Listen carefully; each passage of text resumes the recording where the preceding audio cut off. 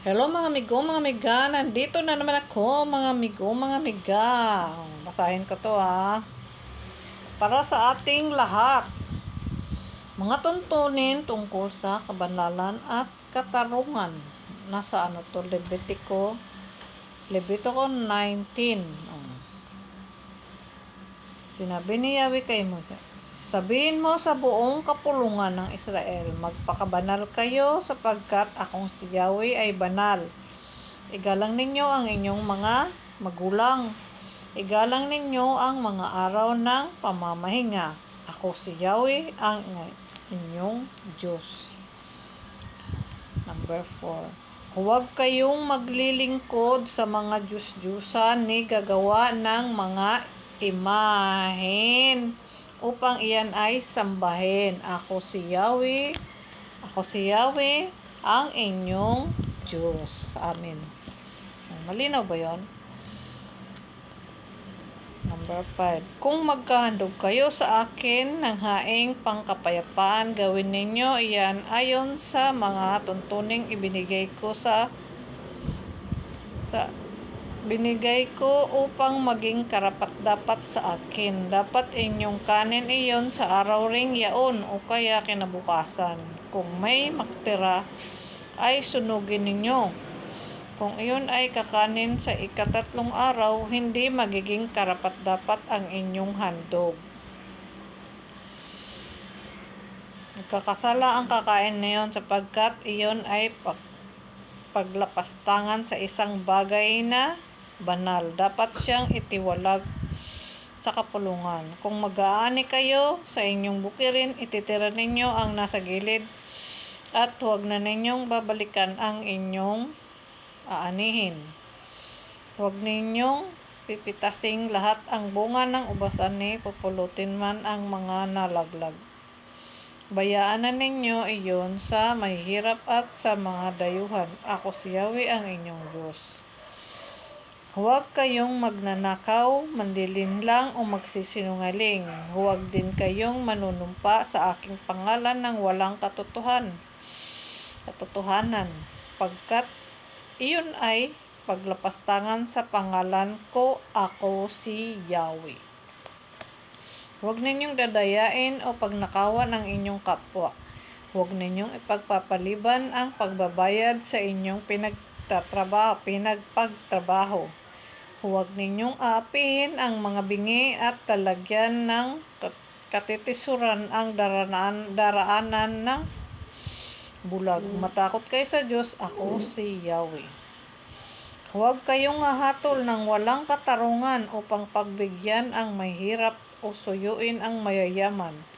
Huwag ninyong ipamalita ang kasiraang puri ng inyong kapwa ni sasaksi laban sa iyong kapwa upang ipahamak lamang siya. Ako si Yahweh.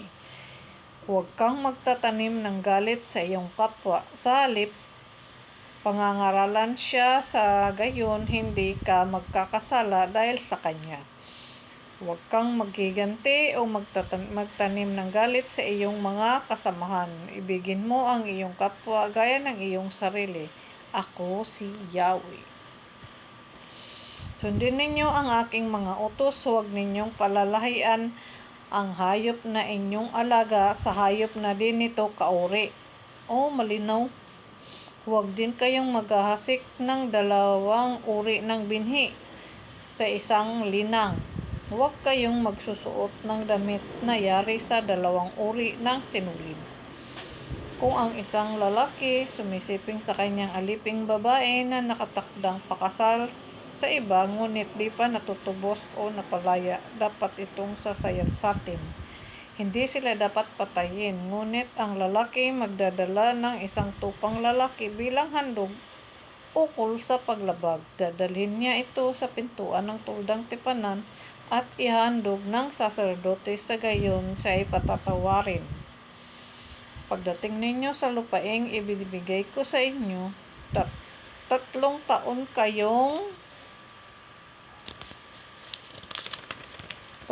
taon kayong hindi kakain ng bunga ng mga punong tanim ninyo roon.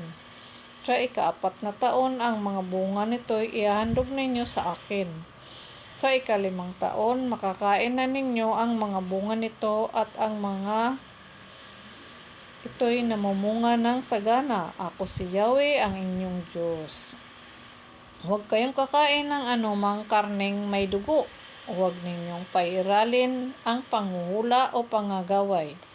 Huwag kayong pagugupit ng pabilog at huwag magpapaahit o magpapaputol ng balbas. Huwag kayong maghihiwa sa katawan dahil sa isang namatay na naglalagay ng tato. Ako si Yahweh. Totoo natin dato. Huwag ninyong ibubunsod sa pagbibili ng panandaliang aliw ang inyong anak, pagkat iyon ang magiging dahilan ng paglaganap ng kahalayan sa buong lupain. Sundin ninyo ang aking mga utos tungkol sa mga araw ng pamamahinga at igalang ninyo ang aking tahanan. Ako si Yahweh. Huwag kayong sasangguni sa mga manghuhula o mga espiritista. Kayo'y ituturing na marumi pag sumasangguni sa kanila. Ako si Yahweh, ang inyong Diyos. Ako siya. Tatayo kayo kapag may kaharap na matatanda. Igalang ninyo sila at matakot kayo sa Diyos. Ako si Yahweh. Huwag ninyong aapihin ang mga nakikipanayam sa inyo. Ibigin ninyo sila at ituring na kapatid. Alalahanin ninyong makipanayam din kayo sa Ehipto. Ako si Yahweh, ang inyong Diyos. Huwag kayong magdaraya sa pagsukat, pagtitimbang o pagbilang ng anuman. Ang inyong panukat, timbangan at takalan ay kailangang nasa wasto. Ako ang nag-aalis sa inyo sa Ehipto. Ako si Yahweh, ang inyong Diyos. Sundin ninyo ang lahat kong tuntunin at kautusan. Ako si Yahweh. Amen. Yun, ito po yun. Tinapos ko lang po. Tingnan mo ang daming mga, ito yung kautusan ng Panginoon.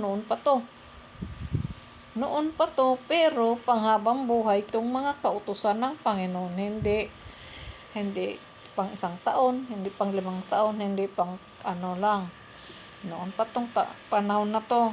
Kaya yung kanyang mga kautusan, dapat nating sundin, no?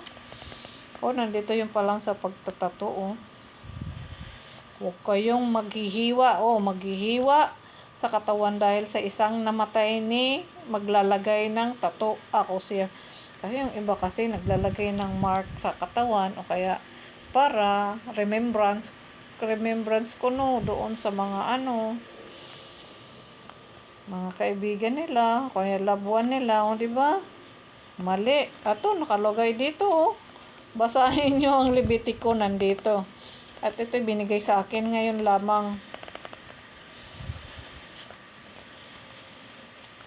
Dito ako sa 19, binigay nyo to 19. Tapos yung mga kautusan dito pala, yung iba. Panghabang buhay na kautusan, hindi At bakit hindi to pinapangaral?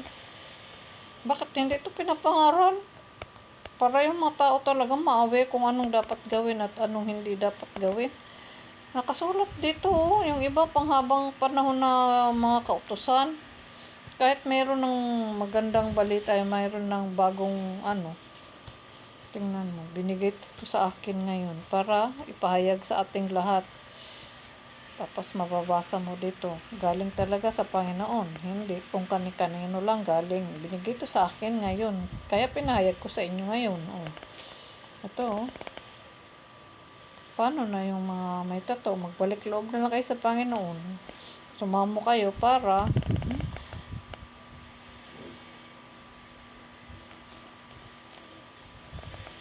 kasi panghabang buhay naman tong mga tuntunin ng Panginoon. React yung Holy Spirit ko, magbalik talaga kayo sa Panginoon. Panghabang buhay itong mga tuntunin na binigay na ito Hindi ito yung mga tuntunin na mga pang ano-ano lang. Para rin to sa atin, madisiplina tayo ng Panginoon, Hindi naman mahirap, kaso nga lang, sa ngayong panahon, iba na ang mga tao, sobra na. Wala nang sa magulang, wala ng paggalang sa mga matatanda. Yung iba nga, hindi na pinapansin. Yung iba nga, hindi na ginagalang. Nakasulat dito, igalang. Tatayo kayo kapag may kaharap na matanda. Igalang ninyo sila at matakot kayo sa Diyos. O, ako si Yahweh. Kita mo? Tapos yung ibang matanda, dandaanan lang ng iba. Ay, naku po. Lalo na yung mga kabataan. Bakit hindi pinangaral?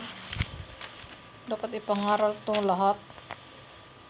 Lalo na yung may mga nakalagay na panghabang panahon na pangangaral ng Panginoon. Tapos, huwag kang kakain ng karning may dugo. Hindi talaga pinapakain ng Panginoon yung dugo. Kasi ang dugo ay buhay. Buhay. Diyan nagmumula ang buhay. Siya nga, di ba? Binabagay niya yung dugo niya para sa atin, para tayo mabuhay muli. Mabuhay. Binahaginan niya tayo ng kanyang dugo para tayo mabuhay. At may kanya-kanyang type. Type O, type B, type AB, o type ano man yan. Anong uso ngayong type. Tapos, ang Panginoon lang nakakaalam nun. Siguro meron siyang listahan, no? Ayan, nakasulat dito, ang linaw-linaw mga natuntunin natin sa Panginoon. Ang dami. Hindi naman to mahirap sundin. Yun nga lang, yung mga sa katotohanan lang, yung mga handog-handog, yung mga tupa-tupa, mga baka, mga barako, yung mga ganon. Saan tayo kukuha ng ganon? Dahil sa panahon ngayon, pag nasa dito ka sa city, wala ka nang mabibiling mga ganon at wala ka rin pambili. Ang Panginoon, kaya sa pagdating ng Panginoon, siya na talaga ang magkakari at alam na niya yun.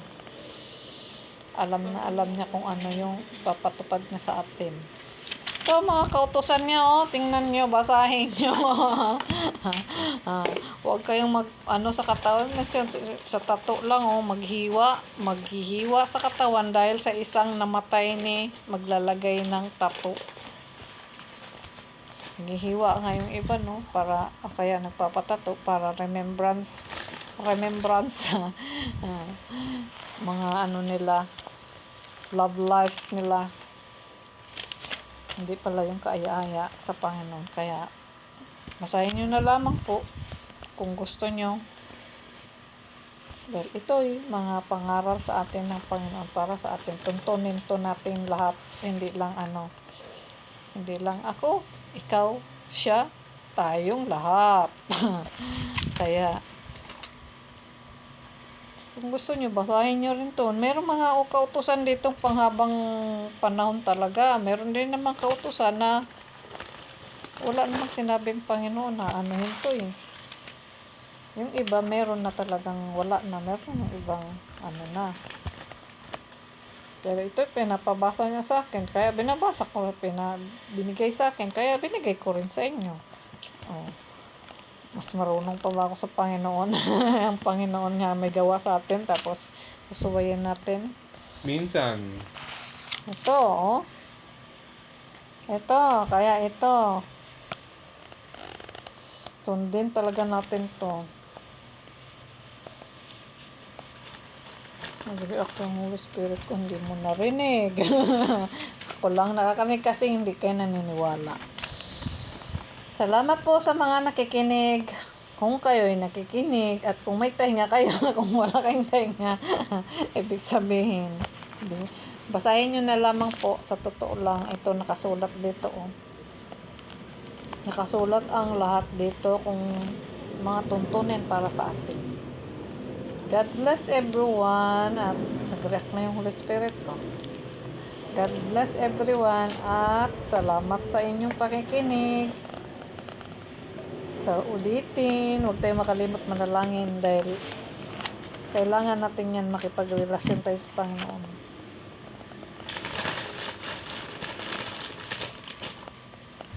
Thank you. Amen. Amen.